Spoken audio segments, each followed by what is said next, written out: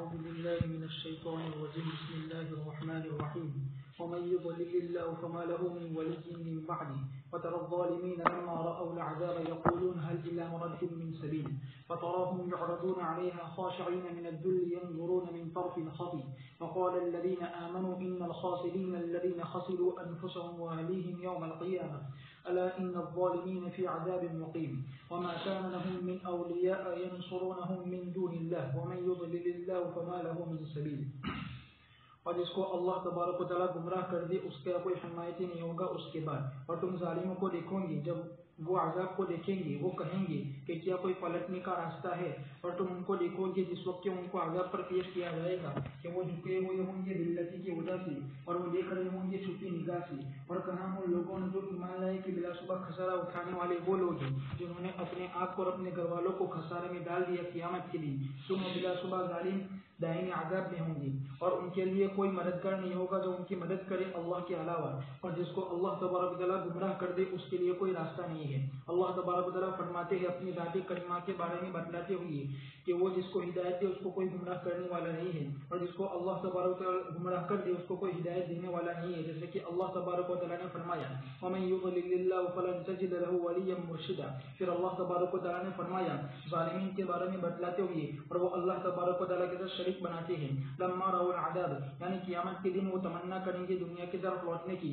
یقولون هل إلى مرد من سبيل. جیسا کہ اللہ تبارک و تعالیٰ نے فرمایا ولو ترى إذ وقفوا على النار فقالوا يا ليتنا نرد ولا نكذب بآيات ربنا ونكون من المؤمنين. اور باری تبارک و تعالیٰ کا فرمان وتراهم يعرضون عليها یعنی جہنم پر خاشعين من الذل یعنی اس چیز کی وجہ سے جس نے ان کو اس کو ڈھانپ لیا ہے ان کے اللہ تبارک و اس وجہ سے کہ انہوں نے اللہ تبارک و تعالیٰ کی نافرمانی کی. ينظرون من طرف خفي. امام مجاہد نے فرمایا کہ اس سے مراد ذلتی ہے یعنی وہ اس کی طرف دیکھیں گے چوری چھپے اس سے ڈرتے ہوئے اور وہ چیز جس سے وہ ڈرتے ہیں وہ ان پر یقینی طور پر واقع ہوگی. وقال الذين آمنوا یعنی وہ کہیں گے قیامت کے دن ان الخاسرین یعنی بڑا خسارہ الذين خسروا انفسهم واهليهم يوم القيامه یعنی ان کو لے جایا جائے گا جہنم کی طرف بس ان کو محروم کر دیا جائے گا دار ابد میں ان کی لذتوں سے اور ان کے درمیان اور ان کے دوستوں کے درمیان اور ساتھیوں کے درمیان تفریق کر دی جائے گی. بس انہوں نے ان کو خسارے میں ڈال دیا. الا ان الظالمین فی عذاب مقیم یعنی دائمی سرمدی ابدی عذاب میں ان کے لیے وہاں سے کوئی نہ نکلنے کی جگہ ہوگی اور نہ وہاں سے کوئی چھٹکارے کی جگہ ہوگی. باری تبارک و تعالیٰ کا فرمان وما كان لهم من اولیاء ينصرونهم من دون الله یعنی وہ ان کو بچا سکے اس عذاب اور سزا سے جس میں وہ ہے. ومن يضلل الله فما له من سبيل یعنی ان کے لیے کوئی خلاصی نہیں ہوگی. الشیطان الرجیم بسم اللہ الرحمن الرحیم. ومن يضلل الله فما له من ولي من بعده. مکہ کے مشرکین کو مختلف طریقے سے سمجھایا جا رہا ہے، اصول اور ضابطے بتلائے جاتے ہیں ہدایت اور گمراہی کے اور اللہ پاک کے یہاں کامیابی اور ناکامی کے. مختلف آیتیں اس قسم کی موجود ہے جس میں اللہ تبارک و تعالیٰ فرماتے ہیں ظالمین جس وقت عذاب دیکھ لیں گے وہ چھٹکارے کی راہ تلاش کریں گے لیکن کوئی راہ ملنے والی نہیں ہے. خاشعین من الذل ينظرون من طرف خفی. نگاہیں جھکی ہوئی ہوگی ذلتی اور پستی کے ساتھ ہوں گے ان کے اوپر چھایا ہوا ہوگا ذلتی کا ماحول. اور ينظرون من طرف خفی نگاہیں کھڑی سیدھی رکھ کر دیکھنے کی ہمت اور طاقت نہیں ہوگی اس لیے جھکی جھکی نگاہوں سے کنکھیوں سے ادھر ادھر سے دیکھیں گے. وقال الذين آمنوا اس موقع پر ایمان والے کہیں گے کہ مکمل خسارہ اٹھانے والے وہی لوگ ہیں جنہوں نے دنیا میں اپنے آپ کو خسارے میں ڈالا اور اپنے گھر والوں کو بھی ڈالا اور اب اس کا نتیجہ وہ قیامت کے دن بھگت رہے ہیں. الا ان الظالمین ہمیشہ کے عذاب میں رہیں گے کوئی مدد کرنے والا نہیں ہوگا. یہ مکہ کے مشرکین کو آپ صلی اللہ علیہ وسلم کے ذریعے اللہ تبارک و تعالی ہدایت اور گمراہی کے اصول اور ضابطے بتلا کر ہدایت کی طرف متوجہ کر رہے ہیں، اس کے نتائج بد سے بھی آگاہ کر رہے ہیں اور دوسری طرف خود آپ صلی اللہ علیہ وسلم کو اللہ تبارک و تعالیٰ تسلی دے رہے ہیں کہ اگر کوئی ہدایت پر نہیں آ رہا ہے تو آپ کو تکلیف اور پریشانی اٹھانے کی ضرورت نہیں ہے. ہماری طرف سے ہدایت اور ضلالت دونوں کے راستے صاف ہے اور دونوں کے افراد بھی خاص ہے. استجیبوا لربکم من قبل ان یأتی یوم لا مرد له من الله ما لكم من ملجأ یومئذ وما لكم فإن أعرضوا فما أرسلناك عليهم حفيظا إن عليك إلا البلاغ وإنا إذا أذقنا الإنسان منا رحمة فرح بها وإن تصبهم سيئة بما قدمت أيديهم فإن الإنسان كفور. اور تم اپنے رب کے حکم کو مانو اس سے پہلے کہ تمہارے پاس آ جائے وہ دن جس کو کوئی چلا نہیں سکتا اللہ تعالیٰ کی طرف سے، اور تمہارے لیے کوئی جائے پناہ نہیں ہوگی اس دن، اور نہ تمہارے لیے کوئی رکنے والا ہوگا۔ پھر اگر وہ اعراض کرے تو ہم نے آپ کو ان پر نگہبان بنا کر نہیں بھیجا ہے، بلا شبہ آپ کے ذمہ نہیں ہے مگر صرف پہنچا دینا، اور بلا شبہ ہم جب انسان کو ہماری طرف سے رحمت کا مزہ چکھاتے ہیں تو وہ اس کی وجہ سے اترانے لگتا ہے، اور اگر کوئی برائی پہنچتی ہے اس کو ان گناہوں کی وجہ سے جو انہوں نے اپنے ہاتھوں آگے بھیجے ہیں تو بلا شبہ انسان ناشکری کرنے لگتا ہے۔ جب اللہ تبارک و تعالیٰ نے ذکر کیا ان چیزوں کا جو قیامت کے دن ہوگی، یعنی ہولناک اور بڑے بڑے امور، تو اللہ تبارک و تعالیٰ نے اس سے ڈرایا اور حکم دیا اس کی تیاری کرنے کے بارے میں، بس فرمایا استجیبوا لربکم من قبل ان یأتی یوم لا مرد له من اللہ، یعنی جب وہ اس کے ہونے کا حکم دے گا تو وہ پلک جھپک کے برابر میں برپا ہو جائے گی اور اس کو کوئی نہ روکنے والا ہے اور نہ کوئی دور کرنے والا ہے۔ باری تبارک و تعالیٰ کا فرمان ما لکم من ملجأ یومئذ وما لکم من نکیر، یعنی تمہارے لیے کوئی قلعہ نہیں ہوگا جس میں تم قلعہ بند ہو جاؤ، اور نہ کوئی جگہ ہو جس میں تم چھپ جاؤ اور تم اس میں اجنبی کی طرح بن جاؤ، پھر تم اللہ تبارک و تعالیٰ کی نگاہ سے غائب ہو جاؤ، بلکہ وہ تمہارا احاطہ کیے ہوئے اپنے علم اپنے نگاہ اپنے قدرت کے ذریعے سے، بس کوئی جائے پناہ نہیں گی اس سے مگر اسی کی طرف۔ یقول الانسان یومئذ این المفر کلا لا وزر الی ربک یومئذ المستقر، اور باری تبارک و تعالیٰ کا فرمان فإن اعرضوا، اس سے مراد مشرکین ہے، فما ارسلناک علیہم حفیظا، یعنی آپ ان پر مسلط نہیں ہے۔ اللہ تبارک و تعالیٰ نے فرمایا فإنما علیک البلاغ وعلینا الحساب، اور اللہ تعالیٰ نے یہاں فرمایا ان علیک الا البلاغ، یعنی بلا شبہ ہم نے آپ کو مکلف بنایا ہے کہ آپ ان تک پہنچا دو اللہ تعالیٰ کے پیغامات کو۔ پھر اللہ تبارک و تعالیٰ نے فرمایا وَإِنَّا إِذَا أَذَقْنَا الْإِنسَانَ مِنَّا رَحْمَةً فَرِحَ بِهَا، یعنی جب ان کو خوشگواری پہنچتی ہے اور نعمت پہنچتی ہے تو اس سے اترانے لگتے ہیں۔ وَإِن تُصِبْهُمْ سَيِّئَةٌ، یعنی لوگ سیئۃ یعنی قحط سالی اور سزا اور بلا اور شدت، فَإِنَّ الْإِنسَانَ كَفُورٌ، یعنی وہ انکار کرتے ہیں ان نعمتوں کا جو ان کو ماضی میں ملی ہے اور وہ نہیں جانتے ہیں مگر خوشحال گھڑی کو ہی، بس پھر اگر ان کو کوئی نعمت پہنچتی ہے تو وہ شرارت کرتے ہیں اور اترانے لگتے ہیں، اور اگر ان کو کوئی آزمائش پہنچتی ہے تو نا امید ہو جاتے ہیں اور مایوس ہو جاتے ہیں۔ بس مومن جیسا کہ آپ صلی اللہ علیہ وسلم نے فرمایا کہ اگر اس کو کوئی خوشی کی حالت پہنچتی ہے اور شکر کرتا ہے تو یہ اس کے لیے بہتر ہے، اور اگر کوئی اس کو تنگی کی حالت پہنچتی ہے اور صبر کرتا ہے تو یہ بھی اس کے لیے بہتر ہے، اور یہ حالت مومن کے علاوہ کسی کو حاصل نہیں ہے۔ استجیبوا لربکم، اللہ تبارک تعالیٰ قیامت کی ہولناکیاں بتلاتے ہیں کہ وہاں سے پھر کوئی دوبارہ چھٹکارا واپسی کا نہیں ہوگا۔ ما لکم من ملجأ یومئذ، اللہ کے علاوہ کوئی پناہ گاہ نہیں ہوگی۔ وما لکم من نکیر، اللہ کے عذاب سے کوئی روکنے والا نہیں ہے، کوئی قلعہ بند کرنے والا نہیں ہے۔ اللہ پاک فرماتے ہیں کہ یہ سب کچھ دعوت دینے کے بعد بھی اگر یہ لوگ آپ سے فما ارسلناک علیہم حفیظا اعراض کرے تو آپ کو ہم نے ذمہ دار ان کے اوپر اس طرح کا نہیں بنایا ہے کہ وہ ہدایت نہ لائے تو آپ کے اوپر پکڑ ہو۔ ان علیک الا البلاغ، نبی کا ذمہ صرف پہنچا دینا ہے۔ ہمارے کچھ مقررین بیان کے اخیر میں بولتے تھے وما علینا الا البلاغ، تو دعوت کے کچھ احباب بولتے تھے کہ یہ وما علینا الا البلاغ والا بیان نہیں ہے۔ یہ بیچاروں کو سمجھ میں نہیں آ رہا ہے، تشکیل کوئی شریعت اور دین اسلام کا کوئی جز نہیں ہے۔ ان علیک الا البلاغ، دعوت اور تبلیغ اللہ کی پہنچانی ہے، یہ اپنی جگہ پر ہے اور یہ علماء کرام پہنچا ہی رہے ہیں۔ رہا یہ کہ اس قسم کا جملہ بولنا تو یہ تو نبی کی ذمہ داری میں اللہ پاک نے ذکر کیا ہے، اس لیے بلاغ کا جو مفہوم کتاب و سنت کی روشنی میں ہے وہی ہوگا۔ وہ بیان جس کے اندر تشکیل نہ ہو اس کو یہ لوگ اس طرح کے بیان سے تعبیر کرتے ہیں، تو تشکیل کے بعد جس چیز کے لیے نکلنا ہوتا ہے وہ کوئی اسلام میں فرض اور واجب چیز نہیں ہے۔ امر بالمعروف اور نہی عن المنکر، یہ ایک امر ہے اللہ پاک کی طرف سے، اور نہی عن المنکر اس کے مختلف طریقے ہیں، ان طریقوں، اور یہ خود امر بالمعروف دین کے شعبوں میں سے ایک شعبہ ہے، تو دین کے 73 سے زیادہ شعبوں میں سے ایک شعبہ اور اس کی مختلف شکلیں، ان شکلوں میں سے ایک شکل دعوت و تبلیغ بھی ہے، انکار نہیں ہے، اور اس کے فائدے بھی بہت ہیں، لیکن اس کے ان آیاتوں کے ذریعے علماء کی تلمیح کرنا یہ در حقیقت انبیاء کی توہین ہے، وَإِنَّ، اور اللہ پاک کی بھی توہین، اللہ پاک نے ہی نبی کی ذمہ داری میں یہ چیز بتلائی۔ وَإِنَّا إِذَا أَذَقْنَا الْإِنسَانَ، جب انسان کو اللہ پاک کی طرف سے کوئی راحت پہنچتی ہے تو خوشی اور اترانے لگتا ہے، اور جب اللہ پاک کی طرف سے اس کے ہی کیے ہوئے گناہوں کے سبب سے کوئی تکلیف آتی ہے تو ناشکری کرنے لگتا ہے۔ وما لکم من نکیر کے ضمن میں یہ ذکر فرمایا کہ اللہ تبارک و تعالیٰ ہی سب کچھ ہے، اللہ تبارک و تعالیٰ اپنے علم سے، اپنی قدرت سے، اپنی مختلف طاقتوں سے اللہ تبارک و تعالیٰ نے کائنات کا احاطہ کیا ہوا ہے۔ یہ ایک مستقل مسئلہ ہے، علماء متکلمین اشاعرہ اور ماتریدیہ کے درمیان ہلکا سا خفیف کا اختلاف ہے۔ اللہ پاک نے جہاں جہاں فرمایا کہ ہم تمہارے ساتھ ہیں، نحن اقرب الیہ من حبل الورید، وہاں پر بھی ابن کثیر رحمۃ اللہ علیہ اور دیگر مفسرین کا یہی رجحان ہے کہ اللہ تبارک تعالیٰ اپنی صفات کے ساتھ صفت علم اور صفت قدرت ان دونوں صفات کی بنیاد پر اللہ تبارک تعالیٰ نے اس کائنات کا پورا نظام اپنے اوپر لیا ہے اور ان کی قدرت اور اس کی طاقت سے باہر کوئی چیز نہیں جاتی ہے.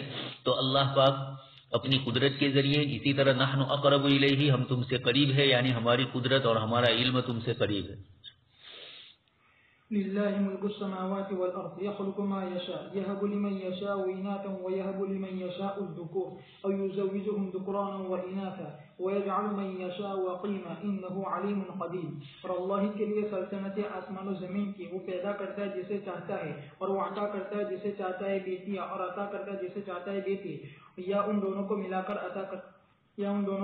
عطا کرتا ہے بیٹے اور بیٹیاں اور وہ جسے چاہتا ہے بناتا ہے بانجھ. بلا شبہ وہ جاننے والا قدرت والا ہے. اللہ تبارک و تعالیٰ بدلاتے ہیں کہ وہ آسمان و زمین کا پیدا کرنے والا ہے اور ان دونوں کا مالک ہے اور ان دونوں میں تصرف کرنے والا ہے اور وہ عطا کرتا ہے جسے چاہتا ہے اور روک دیتا ہے جسے چاہتا ہے اور کوئی روکنے والا نہیں ہے جب وہ عطا کرے اور کوئی عطا کرنے والا نہیں ہے جب وہ روک لے اور وہ جو چاہتا ہے پیدا کرتا ہے. یہب لمن یشاء اناثا یعنی صرف بیٹی عطا کرتا ہے ویہب لمن یشاء الذکور یعنی صرف بیٹی عطا کرتا ہے او یزوجہم ذکرانا واناثا یعنی وہ عطا کرتا ہے جسے چاہتا ہے دونوں جوڑے یعنی بیٹے اور بیٹیاں یعنی یہ بھی اور وہ بھی. وَيَجْعَلُ مَن يَشَاءُ عَقِيمًا یعنی اس کو اولاد عطا نہیں کرتا ہے. بس لوگ چار قسم کے ہوئے، ان میں سے ایک یہ ہے کہ جن کو بیٹیاں عطا کرتا ہے اور ان میں سے کچھ وہ ہے جن کو بیٹی عطا کرتا ہے اور ان میں سے کچھ وہ ہے جن کو دونوں قسم یعنی بیٹے اور بیٹی عطا کرتا ہے اور ان میں سے کچھ وہ ہے جن کو یہ بھی اور یہ بھی نہیں عطا کرتا ہے. بس ان کو باز بناتا ہے جن کی نہ کوئی نسل ہوتی ہے اور نہ اولاد ہوتی ہے. انہ علیم یعنی کون مستحق ہے ہر قسم کا اس قسموں میں سے. قدیر یعنی وہ جو اس بات پر جسے وہ چاہتا ہے یعنی لوگوں کا اس میں تفاوت کرنا. بس اللہ تبارک و تعالیٰ کی ذات پاک ہے، جاننے والی ہے، قدرت والی ہے. وما كان يكلمه الله إلا وحي أو من وراء حجاب أو يرسل رسولا فيوحي بإذنه ما يشاء إنه علي حكيم. وكذلك أوحينا إليك روحا من أمرنا ما كنت تدري ما الكتاب ولا الإيمان ولكن جعلناه نورا نهدي به من نشاء من عبادنا وإنك لتهدي إلى صراط مستقيم صراط الله الذي له ما في السماوات وما في الأرض ألا إلى الله تصير الأمور. اور انسان کی بس کی بات نہیں ہے کہ وہ اللہ تبارک و تعالیٰ سے بات کرے مگر وحی کے ذریعے سے یا پردے کے پیچھے سے یا وہ فرشتہ بھیجتا ہے پھر وہ وحی لیتا ہے اس کے حکم سے جو وہ چاہتا ہے. بلا شبہ وہ برتر حکمت والا ہے. اسی طرح ہم نے وحی کی آپ کی طرف قرآن کریم کی ہمارے حکم سے اور آپ نہیں جانتے تھے کہ ایمان کیا ہے اور نہ ایمان کو اور لیکن ہم نے اس کو نور بنایا. ہم ہدایت دیتے ہیں اس کے ذریعے سے جس کو ہم چاہتے ہیں ہمارے بندوں میں سے اور بلا شبہ آپ البتہ رہنمائی کرتے ہیں صراط مستقیم کی طرف یعنی اللہ کے اس راستے کی طرف جس کے لیے وہ تمام چیزیں ہیں جو آسمانوں میں ہے اور جو زمین میں ہے. سنو اللہ کی طرف تمام امور لوٹتے ہیں. یہ مقامات وحی میں سے نسبت کرتے ہیں اللہ تبارک و تعالیٰ کی طرف. بس کبھی وہ نبی کریم صلی اللہ علیہ وسلم کے دل میں وحی کو ڈالتا ہے بس وہ اس میں شک نہیں کرتے ہیں کہ یہ اللہ تبارک و تعالیٰ کی طرف سے ہے. جیسا کہ صحیح ابن حبان میں رسول اللہ صلی اللہ علیہ وسلم سے روایت آئی ہے، فرمایا کہ روح القدس نے میرے جی میں یہ پھونکا ہے کہ کوئی جان نہیں ہرگز نہیں مرے گی یہاں تک کہ وہ اپنے رزق کو اور اپنے وقت کو مکمل کر لے. بس تم اللہ سے ڈرو اور تم اچھا رویہ اختیار کرو مانگنے میں. باری تبارک و تعالیٰ کا فرمان او من وراء حجاب یعنی جیسا کہ موسیٰ علیہ السلام نے بات کی تھی پھر انہوں نے رویت کا سوال کیا، کلام کرنے کے بعد تو ان سے پردہ کر دیا گیا. اور صحیح حدیث میں ہے کہ رسول اللہ صلی اللہ علیہ وسلم نے فرمایا حضرت جابر بن عبداللہ رضی اللہ تعالیٰ عنہما سے کہ اللہ تعالیٰ نے کسی سے بات نہیں کی مگر پردے کے پیچھے سے اور بلا شبہ اللہ تعالیٰ نے آپ کے والد سے بات کی آمنے سامنے. اسی طرح حدیث میں آیا ہے اور تحقیق کہ ان کے والد شہید ہو گئے تھے احد کے دن اور لیکن یہ عالم برزخ کے بارے میں ہے اور آیت بلا شبہ یہ دار دنیا کے بارے میں ہے. باری تبارک و تعالیٰ کا فرمان او یرسل رسولا فیوحی بإذنہ ما یشاء جیسا کہ جبرائیل علیہ السلام اور ان کے علاوہ فرشتے نازل ہوتے تھے انبیاء علیہم السلام پر. انہ علی حکیم بس وہ برتر ہے، جاننے والا ہے، باخبر ہے، حکمت والا ہے.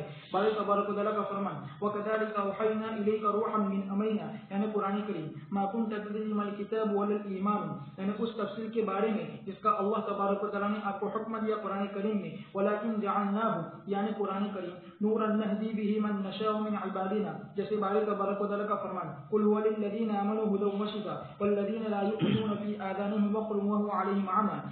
اور باری تبارک و تعالیٰ کا فرمان وَإِنَّكَ یعنی کہ محمد لَتَهْدِي إِلَى صِرَاطٍ مُسْتَقِيمٍ اور وہ اچھی اخلاق ہے. پھر اس کی تفسیر کی اپنے اس فرمان کے ذریعے سے صراط اللہ یعنی اس یعنی اللہ تعالیٰ کی وہ شریعت جس کا اللہ تعالیٰ نے حکم دیا، الذی لہ ما فی السماوات و ما فی الارض، یعنی وہ ان دونوں کا رب ہے، ان دونوں کا مالک ہے، ان دونوں میں تصرف کرنے والا ہے اور حاکم ہے کہ جس کے حکم کو کوئی بدلنے والا نہیں ہے۔ الا الی اللہ تصیر الامور، یعنی تمام کے تمام امور اسی کی طرف لوٹتے ہیں، پھر وہ اس میں فیصلہ فرمائے گا۔ پاک ہے اللہ کی ذات اور بلند و بالا ہے ان تمام باتوں سے جو یہ ظالمین اور منکرین کہتے ہیں۔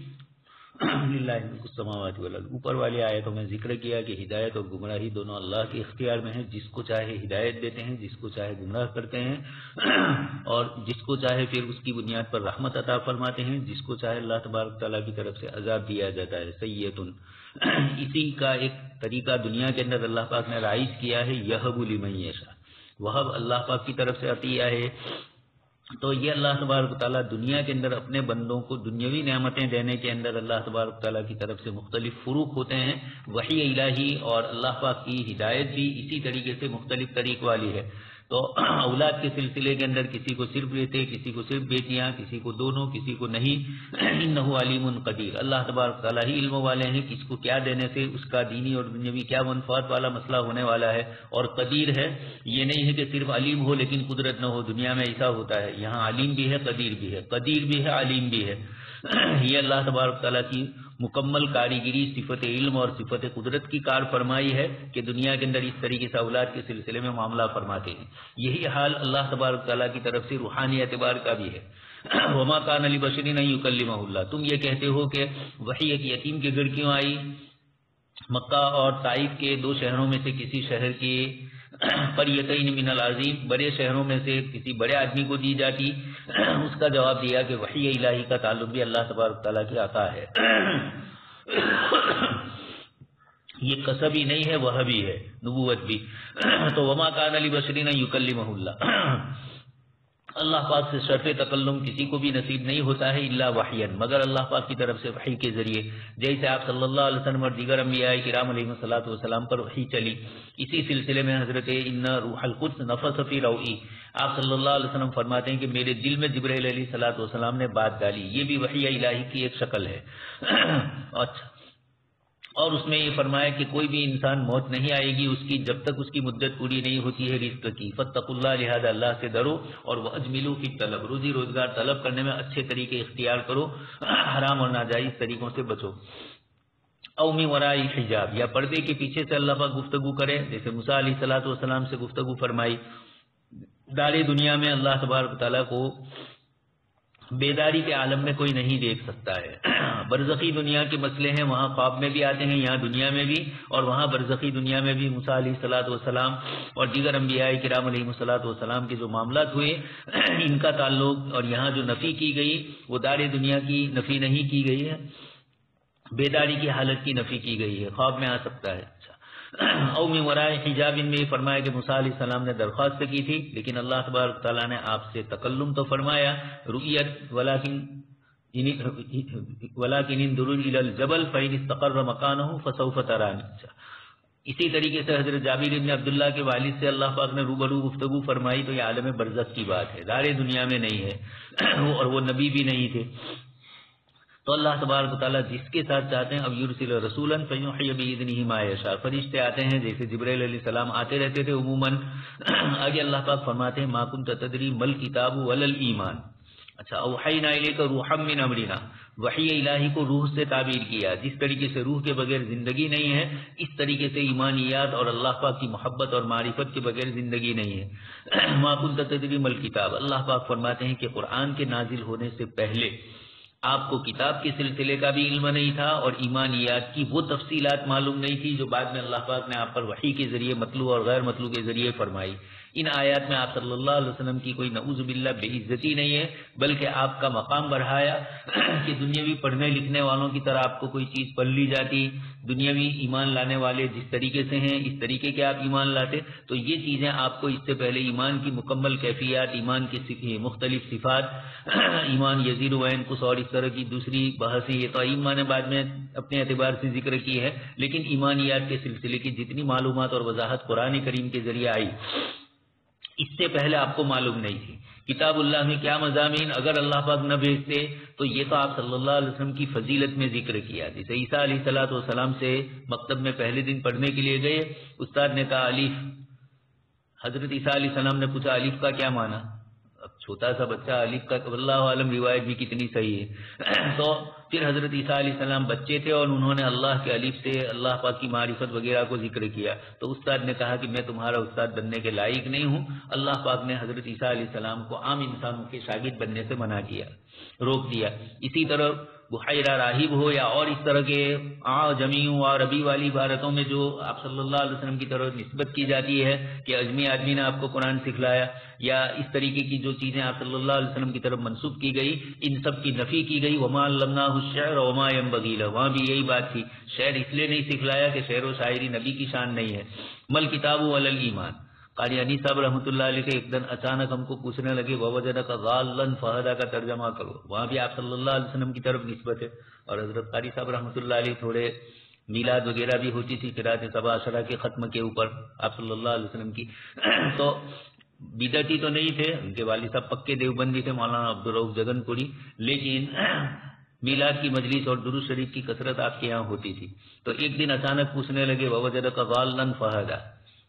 اب یہ ترجمہ کریں کہ آپ صلی اللہ علیہ وسلم کو ہم نے گمراہ پایا, اگرچہ آگے یہاں تفسیر میں آ رہا ہے کہ راستہ گم پا لیا تھا, آپ ایک گلی سے نکل رہے تھے, شیطان نے دوسری گلی, لیکن کچھ اور لوگوں نے ترجمہ کیا ہم نے دیکھا ووجدک ضالا فہدی کہ آپ ہماری راہ میں گم ہے. احمد رضا خان صاحب اور اس قسم کے لوگوں کی طرف یہ ترجمہ منسوب کیا گیا آپ ہماری راہ میں گم ہے. لیکن خیر ترجمہ میں تھوڑا احتیاط برتنا چاہیے. یہاں پر بھی ما کنت تدری مل کتاب ولا الایمان, نہ آپ کتاب جانتے تھے نہ ایمان جانتے تھے. ابن کثیر نے ایک چھوٹا سا جملہ فرما دیا, اس تفصیل سے نہیں جانتے تھے جو اللہ تبارک تعالیٰ نے آپ پر بعد میں وحی کے ذریعے نازل فرمایا. غار ہرا میں آپ تشریف ضرور لے جاتے تھے, آپ اعتکاف کرتے تھے, مراقبے کرتے تھے, لیکن جب تک وحی الہی نازل نہیں ہوئی وہاں تک اللہ پاک کی معرفت تامہ جو آپ کو ملی وہ نہیں مل سکی. اس لیے آیت کریمہ میں آپ کی نفی کر کے اس بات ہی کیا ہے وَلَكِنْ جَعَلْنَاهُ نُورًا, یہ قرآن کو ہم نے نور بنایا جس کے ذریعے آپ خود بھی راہ پائیں اور دوسروں کو بھی راہ دکھلائیں. وَإِنَّكَ لَتَهْدِي إِلَىٰ صِرَاطٍ مُسْتَقِيمٍ, آپ کا کام اللہ کی راہ کی طرف ارادۃ الطریق کا کام ہے. صراط مستقیم کی تفسیر خود فرمائی کہ اللہ کا راستہ. سورہ زخرف مکی اور اس کی آیت نواسی ہے. بسم اللہ الرحمن الرحیم. حامیم والکتاب المبین انا جعلناه قرآنا عربیا لعلکم تعقلون وانه فی ام الكتاب لدینا لعلی حکیم افنضرب عنکم الذکر صفحا ان کنتم قوما مسرفین وکم ارسلنا من نبی فی الاولین وما یأتیهم من نبی الا كانوا به یستهزئون فاهلکنا اشد منهم بطشا ومضى مثل الاولین. حامیم اور صاف صاف بیان کرنے والے کتاب کی قسم, بلا صبح ہم نے اس قرآن کریم کو عربی زبان والا بنایا ہے تاکہ تم عقل سے کام لو, اور بلا صبح یہ لوح محفوظ میں ہمارے نزدیک البتہ بلند و بالا حکمت والا ہے.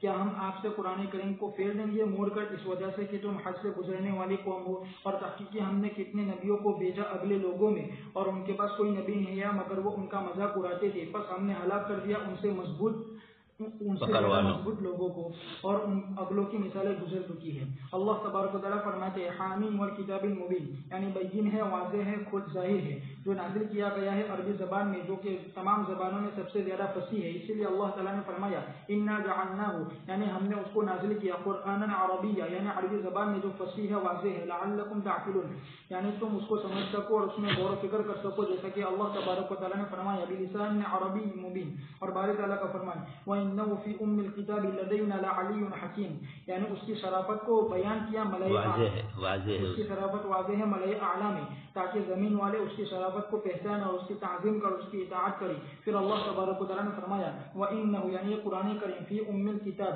یعنی لوح محفوظ میں, لدینا یعنی ہمارے نزدیک, لعلی, یعنی بڑی عزت والی ہے اور شرف والی ہے اور فضیلت والی ہے, حکیم یعنی محکم ہے, پاک ہے خلط ملت سے اور کجی سے. یہ تمام کی تمام اشارہ ہے اس کی شرافت پر اور اس کی فضیلت پر، جیسا کہ اللہ تبارک و تعالیٰ نے فرمایا انہ لقرآن کریم فی کتاب مکنون لا یمسہ الا المطہرون، اور اللہ تعالیٰ نے فرمایا فی صحف مکرمہ مرفوعۃ مطہرہ بایدی سفرہ کرام بررہ۔ اس لیے علماء نے ان دو آیتوں سے استنباط کیا ہے کہ محدث مصحف کو نہیں چھو سکتا، اس لیے کہ فرشتے مصاحف کی تعظیم کرتے ہیں جو مشتمل قرآن کریم پر ملائے اعلیٰ میں، بس زمین والے اس کے زیادہ حقدار ہیں اور زیادہ لائق ہے، اس لیے کہ ان پر نازل ہوا ہے اور اس کا خطاب انہی کی طرف متوجہ ہے، بس یہ زیادہ حقدار ہے کہ وہ اس کے اکرام کو اور اس تعظیم کو سامنے رکھے اور اس کے فرمان برداری کو قبول و تسلیم کے ساتھ۔ باری تعالیٰ کے اس فرمان کی وجہ سے وَإِنَّهُ فِي أُمِّ الْكِتَابِ لَدَيْنَا لَعَلِيٌّ حَكِيمٌ، اور باری تبارک و تعالیٰ کا فرمان أَفَنَضْرِبُ عَنْكُمُ الذِّكْرَ صَفْحًا أَن كُنتُمْ قَوْمًا مُسْرِفِينَ۔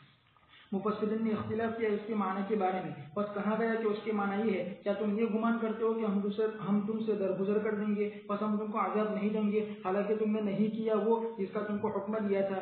یہ ابن عباس رضی اللہ تعالیٰ عنہ نے فرمایا اور اس کو اپنے ذریعے میں پسند فرمایا ہے، اور امام قتادہ نے فرمایا کہ خدا کی قسم اگر یہ قرآن کریم اٹھا لیا جاتا جس وقت کہ اس کو جھٹلایا اس امت کے اگلے لوگوں نے تو وہ ہلاک کر دیے جاتے، اور لیکن اللہ تعالیٰ نے اس کو لوٹایا اپنی بھلائی اور رحمت کی وجہ سے، بس ان پر بار بار پیش کیا اور ان کو بلایا اس کی طرف 20 سال تک کیا جتنا اللہ تبارک و تعالیٰ نے چاہا۔ اور امام قتادہ کا یہ قول بڑا لطیف المعنی ہے، اور اس کا خلاصہ یہ ہے کہ وہ فرماتے ہیں اس کے معنی کے بارے میں کہ بلا شبہ اللہ تبارک و تعالیٰ اپنے مخلوق پر رحمت اور مہربانی کی وجہ سے نہیں چھوڑتا ہے ان کو بھلائی کی طرف بلانے میں اور ذکر حکیم کی طرف بلانے میں، اور وہ قرآن کریم ہے اگرچہ وہ اس سے حد تجاوزی کرنے والے اور اس سے عارض کرنے والے ہیں، بلکہ ان کو اس کا حکم دیا تاکہ اس کے لیے سے ہدایت حاصل کرے وہ جس کی ہدایت مقدر کر دی گئی ہے اور حجت قائم ہو جائے اس پر جس کے لیے بدبختی لکھ دی گئی ہے۔ پھر اللہ تبارک و تعالیٰ نے فرمایا تسلی دیتے ہوئے اپنے نبی صلی اللہ علیہ وسلم کو ان لوگوں کے جھٹلانے کے بارے میں جنہوں نے آپ کو جھٹلایا آپ کی قوم میں سے، وَكَمْ أَرْسَلْنَا مِن نَبِيٍّ فِي الْأَوَّلِينَ،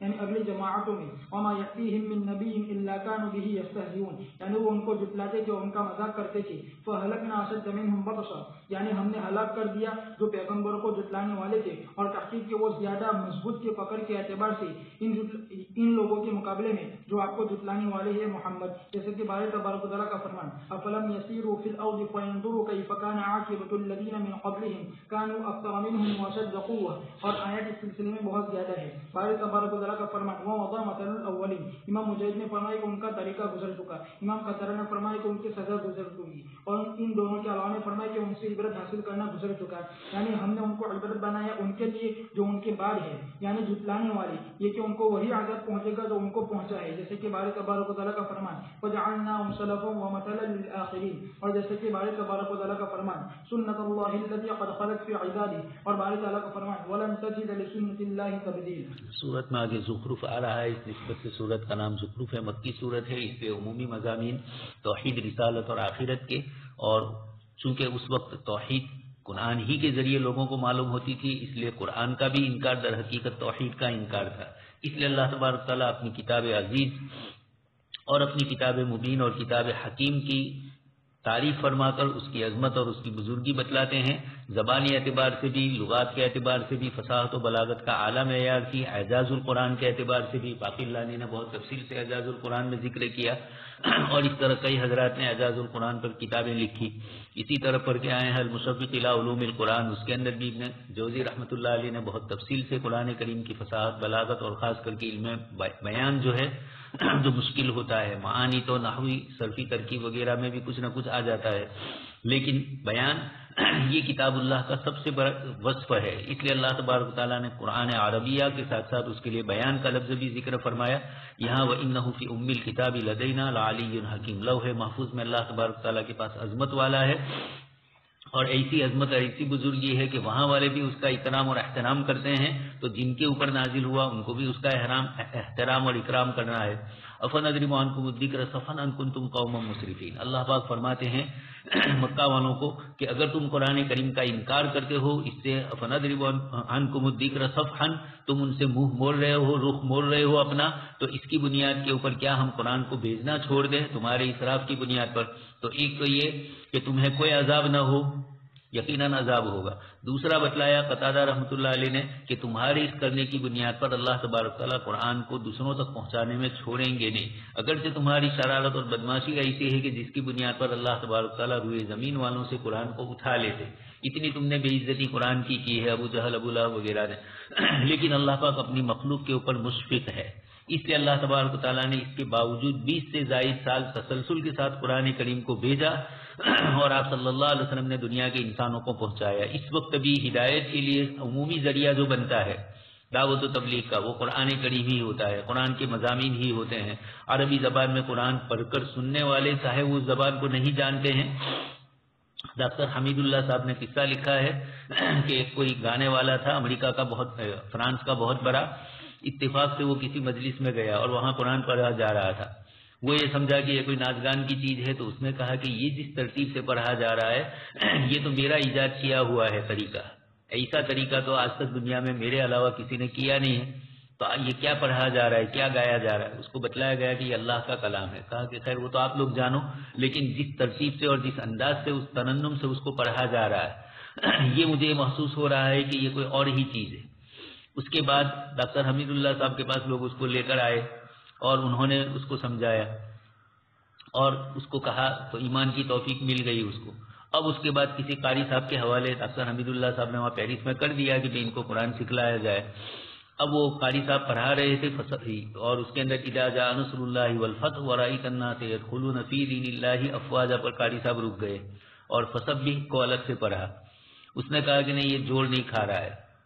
تو ڈاکٹر حمید اللہ صاحب کے پاس آیا اور یہ کہا کہ انہوں نے، خیر وہ بیچارہ ظاہری الفاظ اور ظاہری ترنم کے ہی تابع تھا، ابھی تو اسلام نیا نیا لایا تھا، تو کہا کہ یہ صحیح معلوم نہیں ہوتا ہے.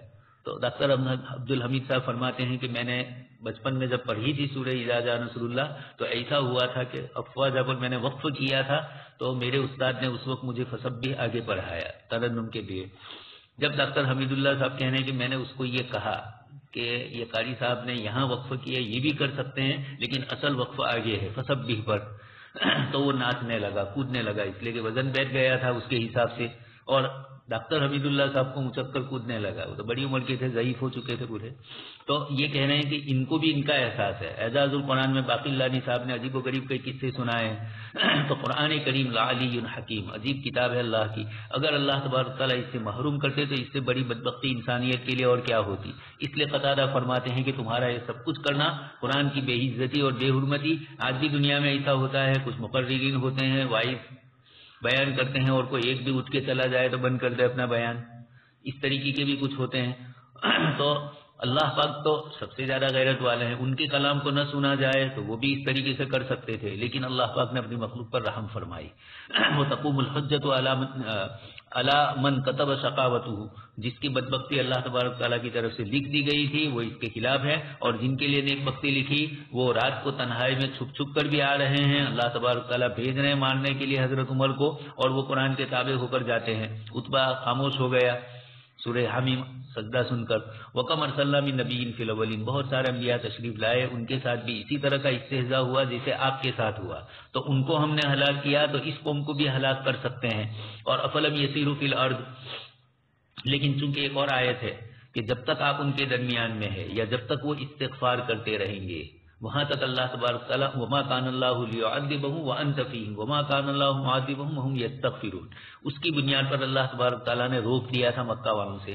یا یہ کہ مکہ والوں کو اللہ تبارک تعالیٰ کو معلوم تھا کہ یہ کتنی ہی قرآن کی مخالفت آج کر رہے ہیں، کل اللہ تبارک تعالیٰ ان کے دلوں کو ایمان سے بھر دیں گے. چاہے خالد ابن ولید ہو، عمرو بن عاص ہو، حضرت ابو سفیان ہو، یہ تمام حضرات کے ساتھ اللہ تبارک تعالیٰ نے عجیب و غریب معاملہ فرمایا. اس لیے اللہ پاک نے آپ صلی اللہ علیہ وسلم کو ان کے اوپر بد دعا کرنے سے بھی منع فرمایا کہ آپ ان کے لیے بد دعا نہ کریں.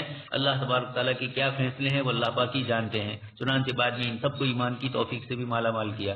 افلم یسیروا، مکہ والوں کو کہا کہ یہ تمہارے شتا اور صیف کے جو سفر ہوتے ہیں جن کے اندر یہ مختلف قوموں کے علاقوں سے تم گزرتے ہو، یہ تمہارے لیے بہت بڑی عبرت ہے.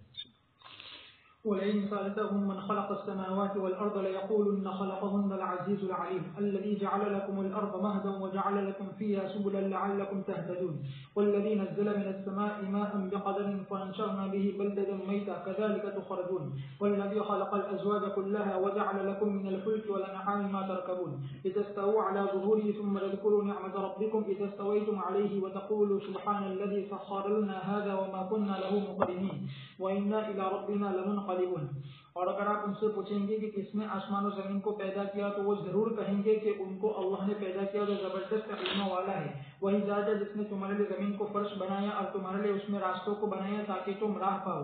اور وہی ذات ہے جس نے آسمان سے پانی کو برسایا ایک اندازے کے مطابق، پھر ہم نے اس کے ذریعے سے مردہ شہروں کو زندہ کیا، اسی طرح تم نکالے جاؤ گے. اور وہی ذات ہے جس نے تمام جوڑوں کو پیدا کیا اور تمہارے لیے کشتیوں میں سے اور چوپایوں میں سے ان کو بنایا جس پر تم سوار ہوتے ہو تاکہ تم اس پر برابر تاکہ تم ان کی پشتوں پر برابر بیٹھ جاؤ. پھر تم یاد کرو تمہارے رب کی نعمت کو جو تم اس پر برابر بیٹھ جاؤ اور تم کہو کہ پاک ہے وہ ذات جس نے ہمارے لیے اس کو مسخر کیا اور ہم اس پر قابو پانے والے نہیں تھے، اور یقیناً ہم ہمارے رب ہی کی طرف لوٹ کر جانے والے ہیں. اللہ تبارک و تعالیٰ فرماتے ہیں کہ اگر آپ ان سے پوچھیں گے محمد یعنی ان لوگوں سے جو اللہ کے شرک کرنے والے ہیں اور اس کے ذریعے عبادت کرتے ہیں اس کے علاوہ کی من خلق السماوات والارض ليقولن خلقهن العزيز العليم، یعنی وہ البتہ ضرور اعتراف کر لیں گے کہ ان کو پیدا کرنے والا وہ اللہ ہے جو کہ تنہا ہے، اور اس کے باوجود یہ لوگ اس کے ساتھ اس کے علاوہ کی عبادت کرتے ہیں یعنی بتوں کی اور مورتیوں کی. پھر اللہ تبارک و تعالیٰ نے فرمایا الذي جعل لكم الارض مهدا، یعنی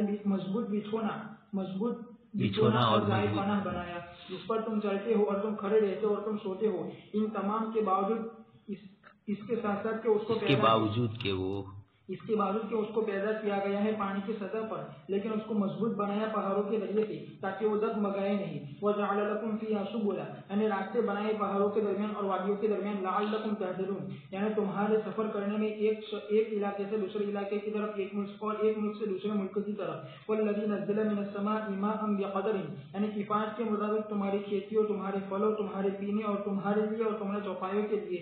فانشأنا به بلدة میتا، یعنی مردہ زمین. پھر جب اس کے پاس پانی آیا تو وہ شاداب ہو جاتی ہے اور ابھرنے لگتی ہے اور اگاتی ہے ہر قسم کے بارانک جوڑے. پھر اللہ تبارک و تعالیٰ نے متنبع کیا زمین کو زندہ کرنے کے ذریعے سے جسموں کے زندہ کرنے پر دوبارہ لوٹنے کے دن ان کی موت کے بعد. پھر اللہ تعالیٰ نے فرمایا كذلك تخرجون. پھر اللہ تبارک و تعالیٰ نے فرمایا والذی خلق الازواج كلها، یعنی وہ تمام چیزیں جو زمین اگاتی ہے یعنی تمام قسم کی سبزیاں اور کھیتیاں اور پھل اور اس کے علاوہ تمام چیزیں اور حیوانات جیسے مختلف قسم کی جنسی اور صنفی. وجعل لكم من الفلك، یعنی کشتیاں، والانعام ما تركبون، یعنی اس کو تمہارے تابع کر دیا اور اس کو مسخر کر دیا اور اس کو آسان کر دیا تمہارے اس کے گوشت کو کھانے کے لیے اور تمہارے اس کے دودھ کو پینے کے لیے اور تمہارا ان کی پشتوں پر سوار ہونے کے لیے. اس لیے اللہ تبارک و تعالیٰ نے فرمایا لتستووا على ظهوره، یعنی تم اس پر برابر بیٹھ جاؤ جم کر آسانی کے ساتھ. على ظهوره، یعنی اس جنس کی پیٹھوں پر. ثم تذكروا نعمت ربكم، یعنی اس نعمت کو یاد کرو جو اس نے تمہارے لیے مسخر کی ہے. اذا استويتم عليه وتقولوا سبحان الذي سخر لنا هذا وما كنا له مقرنين، یعنی ہم قابو پانے والے نہیں تھے. اگر اللہ تبارک و تعالیٰ اس کو ہمارے تابع نہیں کرتا تو ہم اس پر قدرت نہ رکھتے. ابن عباس رضی اللہ تعالیٰ عنہ نے فرمایا کہ مقلین یعنی طاقت نہ رکھتے. وَإِنَّ إِلَىٰ رَبِّنَا لَمُنْقَلِبُونَ، یعنی ہم اسی کی طرف لوٹ کر جانے والے ہیں ہمارے مرنے کے بعد، اور اسی کی طرف ہمارا بڑا سفر ہے. اور یہ باب تنبیہ سے ہے، یعنی دنیا کے سفر کے ذریعے سے آخرت کے سفر پر، جیسا کہ متنبع کے دنیاوی توشے کے ذریعے سے اخروی توشے پر. باری تعالیٰ کے اس فرمان میں وَتَزَوَّدُوا فَإِنَّ خَيْرَ الزَّادِ التَّقْوَىٰ، اور دنیاوی لباس کے ذریعے سے اخروی لباس پر. باری تعالیٰ کے اس فرمان میں وَرِيشًا وَلِبَاسُ التَّقْوَىٰ ذَلِكَ خَيْرٌ، اور ان حدیث کا ذکر جو وارد ہوئی چوپائے پر سواری کرنے کے وقت. حضرت علی بن ابی طالب رضی اللہ تعالیٰ عنہ کی حدیث. علی بن ربیعہ سے روایت ہے کہ میں نے حضرت علی رضی اللہ تعالیٰ عنہ کو دیکھا کہ آپ سواری کے پاس آئے، پھر جب آپ نے اپنا پیر رکاب میں رکھا تو کہا بسم اللہ، پھر جب اس پر برابر جم کر بیٹھ گئے تو فرمایا الحمدللہ سبحان الذی سخر لنا هذا وما كنا له مقرنین وانا الى ربنا لمنقلبون. پھر اللہ تبارک و تعالیٰ کی حمد بیان کی 3 مرتبہ اور تکبیر پر ہی 3 مرتبہ. پھر فرمایا سبحانک لا الہ الا انت قد ظلمت نفسی فاغفر لی. پھر آپ نے کہا کہ اللہ کی ذات پاک ہے جس کے علاوہ کوئی معبود نہیں، اور بلا صبح تحقیق کی میں نے اپنے آپ پر ظلم کیا پس تو مجھے معاف فرما. پھر ہنسی تو میں نے ان سے پوچھا کہ آپ کیوں ہنسی امیر المؤمنین؟ تو حضرت علی رضی اللہ تعالیٰ عنہ نے کہا کہ میں نے رسول اللہ صلی اللہ علیہ وسلم کو اسی طرح دیکھا جس طرح میں نے کیا ہے. پھر وہ آپ ہنسے تو میں نے بھی پوچھا تھا کہ آپ کیوں ہنسی یا رسول اللہ؟ تو آپ صلی اللہ علیہ وسلم نے فرمایا کہ اللہ تبارک و تعالیٰ تعجب کرتے اپنے بندے سے جب وہ کہتا ہے رب اغفر لی، اور فرماتے ہیں کہ میرا بندہ جانتا ہے کہ میرے علاوہ गुनाहों जान लिया मेरे बंदे जान लिया कि गुनाहों को माफ नहीं करता है मेरे अलावा कोई। और अब्दुल्लाह बिन उमर रज़ियल्लाहु तआला अन्हु की हदीस इमाम अहमद ने रिवायत किया है। अब्दुल्लाह बिन उमर रज़ियल्लाहु तआला अन्हुमा से फरमाया कि बिलाशुबा नबी करीम सल्लल्लाहु अलैहि वसल्लम जब अपनी सवारी पर सफर करते तो 3 मरतबा तकबीर पढ़ते, फिर ये दुआ करते, सुब्हानल्लज़ी सख्खर लना हाज़ा वमा कुन्ना लहू मुक़रिनीन व इन्ना इला रब्बिना लमुनक़लिबून। फिर ये दुआ पढ़ते, अल्लाहुम्मा इन्नी असअलुका फी सफरी हाज़ल बिर्रि वत्तक़वा व मिनल अमली मा तर्दा अल्लाहुम्मा هذا البر والتقوى ومن العمل ما ترضى اللهم هون علينا السفر واطوي لنا البعد اللهم أنت الصاحب في السفر والخليفة في الأهل اللهم أصحبنا في سفرنا واخلفنا في أهلنا۔ اے اللہ میں تم سے سوال کرتا ہوں میرے اس سفر میں نیکی کا اور تقوی کا اور اس عمل کا جس کے ذریعے سے تو راضی ہو جائے۔ یا اللہ تو ہم پر سفر کو آسان کر دے اور ہمارے لیے دوری کو لپیٹ دے۔ یا اللہ تو ہمارا ساتھی ہو جائے سفر میں اور نائب ہو جائے گھر والوں میں۔ یا اللہ تو ہمارے ساتھ ہو جائے ہمارے سفر میں اور نائب ہو جائے ہمارے گھر والوں کے بارے میں۔ اور نبی کریم صلی اللہ علیہ وسلم جب اپنے سفر سے اپنے گھر والوں کی طرف لوٹتے تو دعا کرتے، آئبون تائبون انشاءاللہ عابدون لربنا حامدون۔ وَلَئِن سَأَلْتَهُم مَّن خَلَقَ السَّمَاوَاتِ، سب مشرکین سے پوچھا جائے کہ آسمان و زمین کی تخلیق کس نے کی، لَيَقُولُنَّ اللَّهُ، ضرور بھی ضرور یہ کہیں گے کہ اللہ تبارک تعالیٰ نے ہی کیا ہے۔ خلقہن العزیز العلیم، ایسی ذات نے پیدا کیا جو زبردست ہے، علم والی ہے، اس چیز کو کس طرح بنانے کا اس کا علم بھی ہے اور بنانے کی قدرت بھی اللہ تبارک تعالیٰ کو ہے۔ الذی جعل لکم الارض مہدا، پھر اللہ کی نعمتوں کا ذکر کیا یہاں پر اس صورت میں۔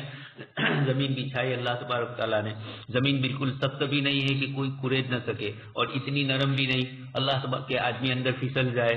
اللہ تبارک تعالیٰ نے کس قدر شاندار اس کو بنایا، اور پھر سبزہ وغیرہ اگنے کے سلسلے میں بھی زمین کی کیفیتیں سرسبزی اور شادہ بھی آ جاتی ہے۔ اللہ تبارک تعالیٰ چاہتے تو سخت پتھر کی طرح کر دیتے، پانی کی طرح رکھتے، لیکن انسانوں کے لیے پریشانی ہوتی۔ اسی طرح نزل من السماء ماء بقدر، آسمان سے بارش برسائی تو ہماری اندازے کے مطابق، بہت زیادہ بارش بھی نہیں ہوئی، بہت کم بھی نہیں، اور کبھی کبھار ہوتا ہے۔ عامتاً بارش معتدل ہی ہوتی ہے، کبھی کبھار ہو جاتی ہے زیادہ، اور ہو گئی۔ ابھی ایک رشتہ دار ہمارے آئے تو انہوں نے مجھے کہا کہ بارش بیچ میں ہوئی تو اس سے مجھے فائدہ ہو گیا، تو ان کی یہاں فائدہ ہوا اور شمالی گجرات کے اندر بہت سارا نقصان بھی ہوا۔ تو نزل من السماء ماء بقدر، اللہ پاک اندازوں سے ہی بارش برساتے ہیں، انسان کے پاس کوئی اندازہ نہیں ہے۔ ذالک تقدیر العزیز العلیم۔ فانشرنا به بلدۃ میتا، مردار زمین ہوتی ہے، مراد یہی کہ جہاں پر بارش وغیرہ نہیں ہوتی تو درانے پڑی ہوئی ہوتی ہے، اچانک اللہ پاک کی طرف سے بارش ہوتی ہے اور سبزی اور شادہ بھی ہو جاتی ہے۔ کذالک تخرجون، اللہ پاک فرماتے ہیں جیسے مردہ زمین میں اللہ نے بارش برسا کر گھاس کو اگایا۔ انبت اللہ انباتا، حدیث شریف میں ہے کہ انسانوں کو بھی اللہ پاک باس بادل موت اسی طرح اٹھائیں گے۔ والذی خلق الازواج، بار بار زمین کا تذکرہ کر کے آسمان کی اور مخلوق کا تذکرہ کر کے خالق کی طرف متوجہ فرمایا۔ کثرت سے قرآن کریم نے بارش کو اور اس طرف سرسبزی اور شادابی کو تعبیر کر کے دنیا کی زندگی اور آخرت کی زندگی کو آپس میں تشبیہ دی، اور یہ بھی بتلایا کہ سرسبزی اور شادابی چند دن کی ہوتی ہے، پھر گرمی کی موسم میں ختم ہو جاتی ہے کھیتی باڑی۔ انسانی زندگی کا بھی یہی حال ہے۔ والذی خلق الازواج کلھا، تمام چیزوں کا جوڑا پیدا فرمایا اور ان کی نسلیں اس سے بڑھی۔ وجعل لکم من الفلک والانعام ما ترکبون، کشتیاں اللہ پاک نے بنائی، یہ بھی اللہ پاک کی بہت بڑی نعمت ہے۔ ایک لکڑی ہے اور وہ انسان اس کے ذریعے ایک جگہ سے دوسری جگہ اس پر بیٹھ کر جاتا ہے۔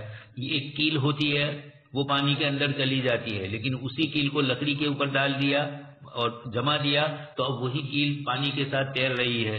بڑی بڑی لوہے کی چیزیں بھی پانی کے ساتھ تیر رہی ہے لکڑی کی بنیاد پر۔ یہ اللہ تبارک تعالیٰ نے کشتیاں، اتنے بڑے سمندر بڑے بڑے بنائی، سمندروں میں بڑی چلنے والی۔ تو وجعل لکم من الفلک والانعام، کشتی پر بھی سوار ہوتا ہے انسان اور چوپایوں پر بھی سوار ہوتا ہے، اور لتستووا علی ظہورہ، ٹھیک اچھی طریقے سے بیٹھ جاتے ہیں، کشتی میں بھی آرام سے بیٹھتے ہیں، ٹرینوں میں، بسوں میں، ایئر میں، یہ سب چیزیں اس کے تابع ہو گئی۔ کشتی جیسے ہے اس طرح ہوائی جہاز بھی ہے، اللہ تبارک تعالیٰ نے انسانوں کے تابع کیا۔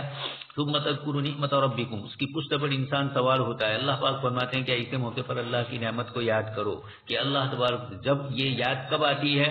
جب ذرا ہوائی جہاز ادھر ادھر ہوتا ہے، ذرا کچھ آواز آتی ہے اس کے اندر اور تھوڑی کچھ گھبراہٹ ہوتی ہے، یا ان علاقوں سے گزرتا ہے جہاں ہوا زیادہ ہوتی ہے، فضا صاف نہیں ہوتی ہے، تو ایسے موقع کے اوپر وہ اوپر نیچے ہوتا رہتا ہے اور ہلتا رہتا ہے، اس کی پنکھوں سے آواز بھی پنکھیوں سے آتا ہی رہتا ہے۔ تو ایسے موقع پر انا للہ اور لا الہ الا اللہ ہی زبانوں پر آ جاتا ہے اس وقت۔ یہی حال ٹرینوں میں، بسوں میں اللہ تبارک تعالیٰ جس وقت چاہتے ہیں آرام سے لگاتے ہیں، اور جب اللہ پاک چاہتے ہیں ایکسیڈنٹ ہونا تو معمولی سا بہانہ بن جاتا ہے، سیکنڈوں کے حساب نے گڑبڑیں کر دی. ادھر سوئی تم آلے، جب ٹھیک ٹھاک اچھی طرح جانور پر بیٹھ جاؤ، سواریوں پر بیٹھ جاؤ تو یہ کہو سبحان الذی سخر لنا ھذا.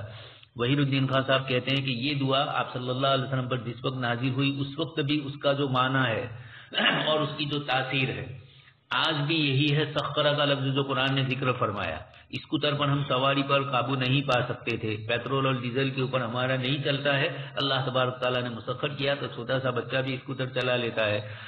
اسی طریقے سے ہوائی جہاز وغیرہ سب چیزوں کے اندر تو بیل اور جانور جیسے تھے کہ ان کی ناک میں نقید ڈال کر انسان نے ان کے اوپر قبضہ کیا تھا، اس طریقے سے انسان نے پیٹرول کے اوپر، ڈیجیٹل سائنس کے اوپر قبضہ کیا، کمپیوٹر سسٹم کے اوپر قبضہ کیا اور ہوائی جہاز اور بڑی بڑی گاڑیاں اڑا رہے ہیں. تو سخر لنا ھذا اللہ پاکی کے اختیار میں ہے. سبحان، وہ بے عیب ہے، ہم عیب والے ہیں، ہم سے نہیں چل سکتی.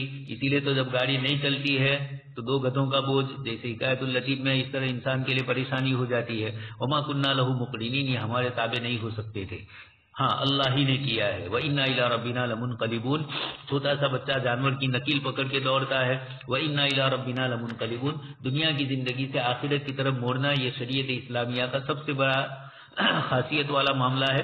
جہاں کہیں دنیا آئی فوراً اللہ پاک آخرت کی طرف متوجہ کرتے ہیں.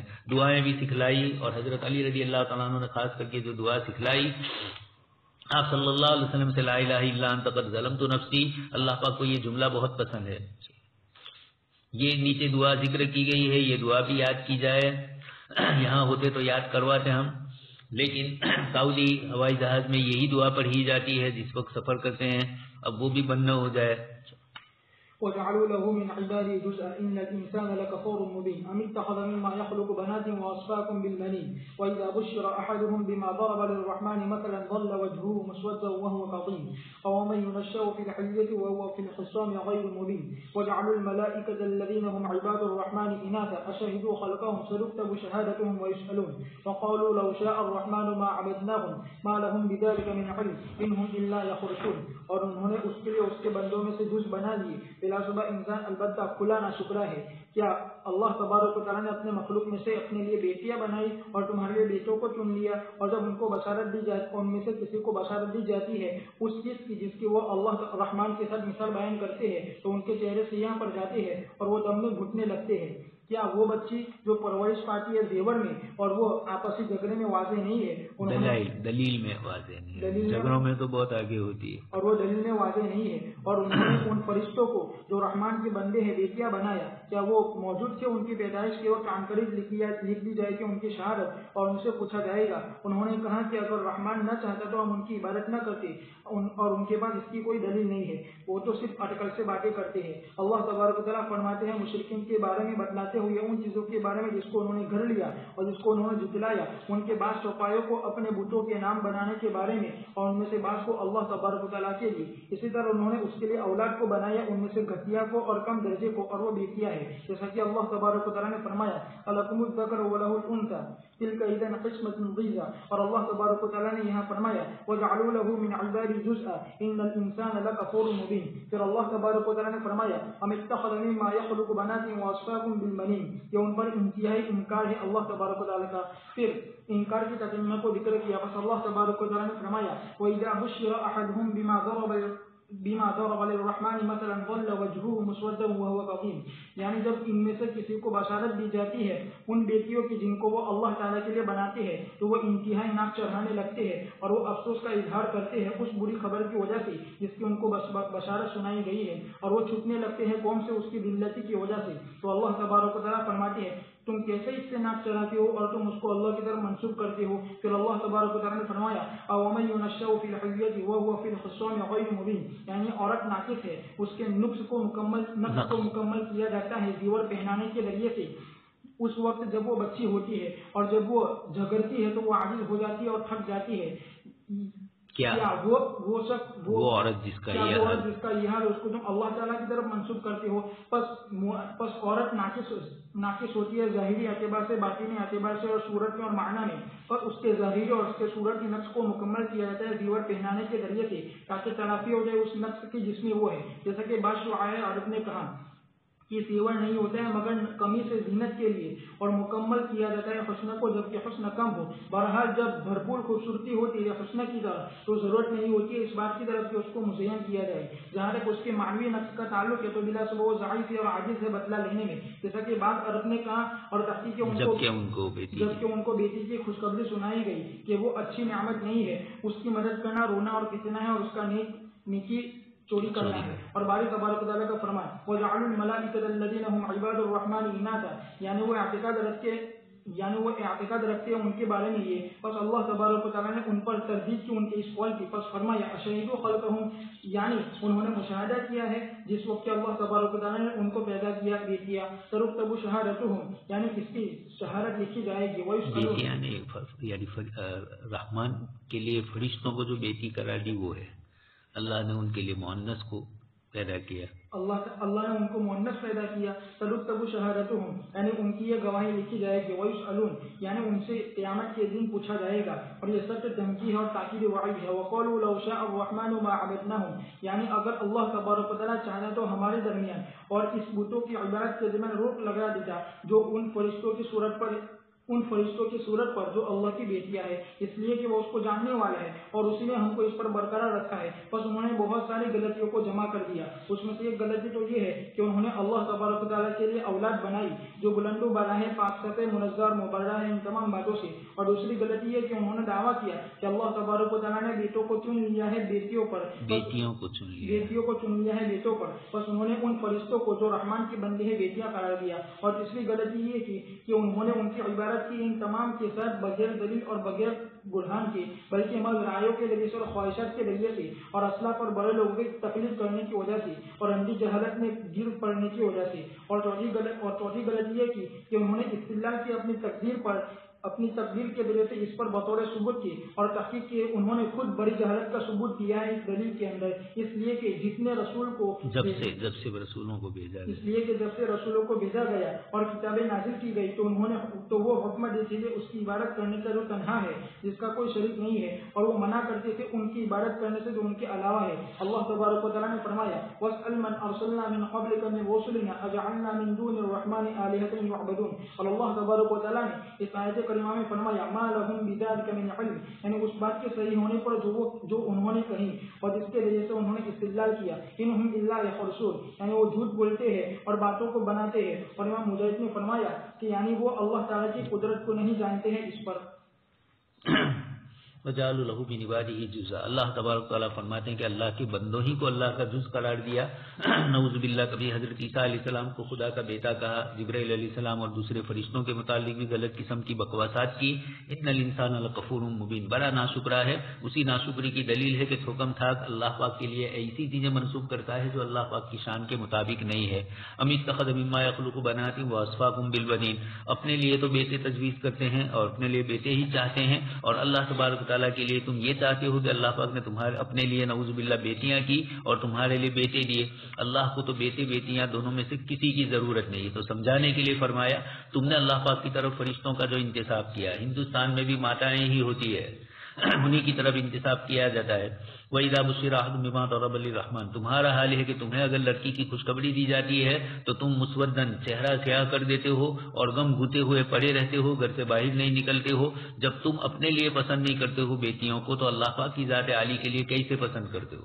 جبکہ ان میں دو کمزوریاں ہیں، وَمَن يُنَشَّأُ فِي الْحِلْيَةِ، زیورات میں ہی پلتی بڑھتی رہتی ہے، اس لیے موت تک عورتیں زیورات سے باقی نہیں رہے گی، نئی نئی ڈیزائن آتی جائے گی، تھوڑے تھوڑے دن کے بعد کہے گی کہ ہمارے بنگا پھر بنانا ہے۔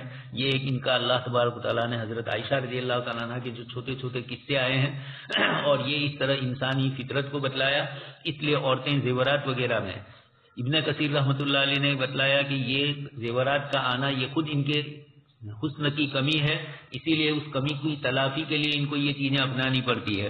خیر شاعروں نے اور بھی دوسری چیزیں کہی، جیسے اس شاعر نے کہا کہ یہ زینت وغیرہ جو کچھ ہے وہ کمی ہے، اس کی تلافی ہو رہی ہے۔ ایمان میں بھی کمی اور عقل کے اعتبار سے بھی کمی سن ہی چکے ہیں۔ ایمانیات کے اعتبار سے 10 دن حیض کے دنوں کے اندر نماز وغیرہ سے محروم رہتی ہے، اور عقل کی کمی رات دن دیکھا جا رہا ہے۔ تو ومل حلی الا زینۃ من نقیصۃ، جو کچھ کمی ہے اس کی زینت، اس کے ذریعے اس کی تکمیل ہو رہی ہے. حسن جب ناقص ہوتا ہے تو اس کا کمال ہوتا ہے. شاعر نے اسی طرح دوسری ایک جگہ پر بھی فرمایا حسن البادیتی، شہر کا جو حسن ہوتا ہے دیہات کا وہ الگ ہوتا ہے، شہر کا زیب و زینت وغیرہ کا ہوتا ہے، باہر سے سب چیزیں چپکائی جاتی ہے. اسی لیے طلبا کو کہتے ہیں کہ تم مرد ہو، مرد کے لیے بال کو اس طرح بناؤنا، سنگارنا اور اس کے پیچھے لگا رہنا اپنے آپ کے، یہ بھی نہیں ہے کہ بالکل بھوت کی طرح ہے، لیکن یہ بھی نہیں ہے کہ ہر وقت عورتوں کی طرح کنگھی ہاتھ میں لے کے ہی پھرتے رہیں. تو یہ اس طرح کی چیزیں عورتوں کے لیے نقص ہے، اس کی تلافی ہوتی ہے. مرد کا مرد ہونا ہی بہت بڑی چیز ہے. اسی لیے شرح وقایہ کے حاشیے میں لکھا ہے عورتوں کے بال، مسئلہ تو کتاب میں ہے، عورتوں کے لیے بال کی چوٹی ہے تو اس کو کھولنا ضروری ہے نہیں ہے، اور مردوں کے لیے ضروری ہے. وہی شرح وقایہ کے حاشیے میں یہی لکھا ہے کہ بال عورت کے لیے زینت ہے، مرد کے لیے نہیں ہے. اما اذا کان الجمال موفرا، جب حسن مکمل ہوتا ہے، جیسے تیرا ہوگا جو بھی اس کی ہوگی اس کو کہہ رہا ہے، تو حسن کا اللہ پاک کی ذات عالی سے بڑھ کر کسی کا حسن نے لم یحتج الی ان یزور، تو اب اس میں تصویر کی ضرورت نہیں ہے، ملاوٹ کی ضرورت نہیں پڑتی ہے. اشہدوا خلقہم، اللہ پاک فرماتے ہیں کہ اللہ کے لیے نعوذ باللہ بیٹیوں کو تجویز کرنا یہ اتنی کمزور ہے کہ شاعر عرب لوگ خود کہتے تھے جب ان کو بیٹی کی بشارت دی جاتی تو یہ کہا جاتا تھا کہ یہ کیا کرے گی بیچاری، نصرھا بکاؤن، وہ ہماری مدد نہیں کرے گی، چلائے گی تاکہ دوسرے لوگ مدد کے لیے آئے. اور وہ برھا سرقہ، باپ کے ساتھ احسان کرے گی تو شوہر کے مال کو چوری کر کے ہی کرے گی، ادھر ادھر سے گانٹھے واڑے گی اور پھر اسی کو چوری، مودی نے اسی کو کھلوا دی 2-4 سال پہلے. وجعلوا الملائکۃ الذین هم عباد الرحمن اناثا اشہدوا خلقہم، اللہ پاک فرماتے ہیں کہ اتنی ڈٹائی سے بولتے ہیں کہ گویا نعوذ باللہ جس وقت ہم فرشتوں کو پیدا کر رہے تھے اس وقت یہ حاضر تھے وہاں پر اور دیکھ رہے تھے کہ یہ مؤنث ہے. ستکتب شہادتہم، یہ جھوٹی بدماشیاں ان کی سب لکھی جائے گی اور پوچھا جائے گا قیامت کے دن. یہ کہیں گے لو شاء الرحمن ما عبدناہم، یہ بھی بدماشی تھی. آپ صلی اللہ علیہ وسلم جب ان کو کہتے تھے کہ اللہ کی عبادت کرو تو کہا دیکھو اگر اللہ تبارک تعالیٰ کو منظور ہوتا تو وہ خود ہمیں عبادت کی طرف لے آتا. ہمارے ایک رشتے دار تھے، بریلوی تھے، ہمارے خسر کے سالے تھے، وہ ان کو نماز کی دعوت دیتے تھے، بار بار دی، لیکن خیالات تھوڑے دوسرے بھی تھے تو نہیں آتے تھے. ایک دن ہم لوگ بیٹھے ہوئے تھے اور پھر ہمارے خسر نے تھوڑا کہا ان کو نماز کا، تو انہوں نے مجھے کہا کہ مولانا یہ برسوں سے میرے لیے دعا کر رہے ہیں کہ میں نمازی بنوں لیکن نہیں بن سکتا ہوں. اب ان کی دعائی کہتی ہے کہ میں نمازی نہیں بن رہا ہوں، یعنی الٹی ان کے اوپر. تو وقالوا لو شاء الرحمن، یہ کفروں کا یہی حال ہوتا ہے. ما عبدناہم، اللہ چاہتے تو ہم عبادت نہ کرتے. لو شاء اللہ ما اشرکنا ولا آباؤنا، یہ اس طرح کی بدماشی ہے. ان کو تو دلا تلواری جیسے ہی قصہ چاہیے، ان کو بھی دبو ہے. اللہ پاک فرماتے ہیں، ابن کثیر فرماتے ہیں کہ اس آیت کے اندر انہوں نے اللہ تبارک و تعالیٰ کے ساتھ جو بدماشی کی یہ بہت زیادہ ان کی برائیاں ہیں اس کے اندر. سب سے پہلے تو اللہ کے لیے اولاد کا تجویز کرنا، چاہے مذکر ہو چاہے مؤنث ہو.